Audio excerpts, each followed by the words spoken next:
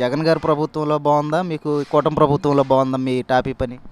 Traffic పని విషయానికి వచ్చి రెండు ఒకటే. హ్మ్. ఏనొచ్చినా కూడా పని కసకస ఏమి లేదు. హ్మ్. అంటే జగన్ గారి ప్రభుత్వంలో ఇసుక ఆపేసి ఆయన పనులు లేవని చెప్పారు కదా. ఆయన ఎక్కినాక కూడా కొన్నాళ్ళు లేదు. హ్మ్. ఈయన ఏదో అన్నాడు ఆయన్ని. ఈయన వచ్చి నేను కూడా అంతే అయింది. హ్మ్. జగన్ గారి ప్రభుత్వంలో సంక్షేమ పథకాలు ఏమన్నా అందినాయి? అందిని అన్నీ అందినాయి. ఏమేమి అందినాయి? మా ఆవిడకి 18 సంవత్సరాలకి అదే 18,000 వచ్చింది. హ్మ్. మరి కన్ను శుక్రాలు తీపించుకుంది. హ్మ్. మిషన్ తాలూకా డబ్బులు పడ్డాయి. హ్మ్. మరి కూటమి ప్రభుత్వంలో మీకు ఇంకా అందలేదా? ఏమందల మన గ్యాస్ బండ్ ఫ్రీగా అందరికి అందినాయి, మీకు అంది. మాకు మా రాలా. ఎందుకని మీరు బుక్ చేసుకోలేదు? ఆ? బుక్ చేసుకోలేదు. అసలు మా కార్డు లేదు. హ్మ్. అది. మరి పింఛన్లు ఇస్తానన్నాడు కొత్తవి. హ్మ్. దసరా అన్నాడు, హ్మ్. డిసెంబర్ అన్నాడు, హ్మ్. సంక్రాంతి అన్నాడు. ఆ ఊసే లేదు. హ్మ్. 50కి 55కి 60కి అన్నాడు.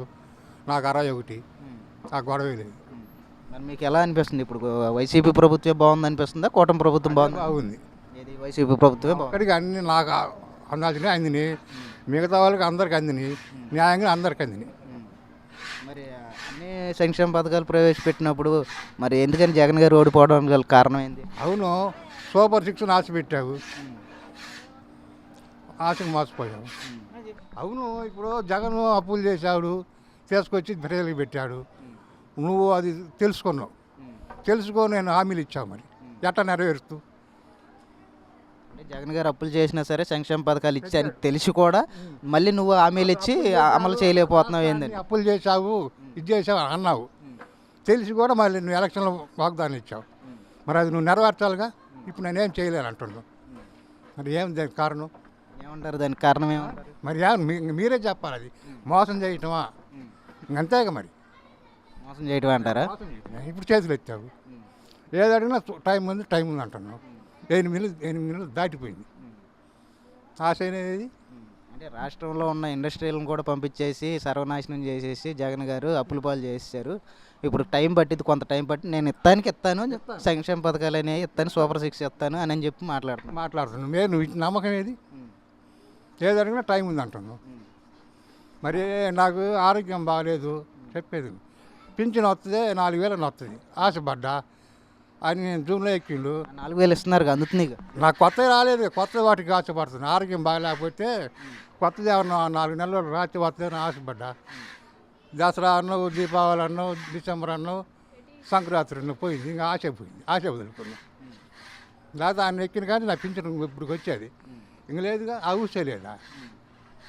జగన్ గారి ప్రభుత్వం బాగుందంట. ఆ టైంలో నాకు 60 వచ్చినాయి, ఎలక్షన్ కోడ్ వచ్చింది, అలా ఆగిపోయింది. అదే కానీ ఆయన వచ్చి ఉంటే నాకు మళ్ళీ పింఛన్ వచ్చేది, కొత్త పింఛన్. అది అట్లా నా నమ్మకం అనేది అలా ఉంటుంది. కొట్టు వ్యాపారం మీకు ఫస్ట్ నుంచి ఉందా? ఫస్ట్ నుంచి అంటే 4 సంవత్సరాల నుంచి. ఎలా సాగింది మేడం? బాగానే సాగిద్దాం. వైసీపీ ప్రభుత్వం బాగుందా మీకు, లేకపోతే కూటమి ప్రభుత్వం బాగుందా? రెండు బాగానే ఉంది.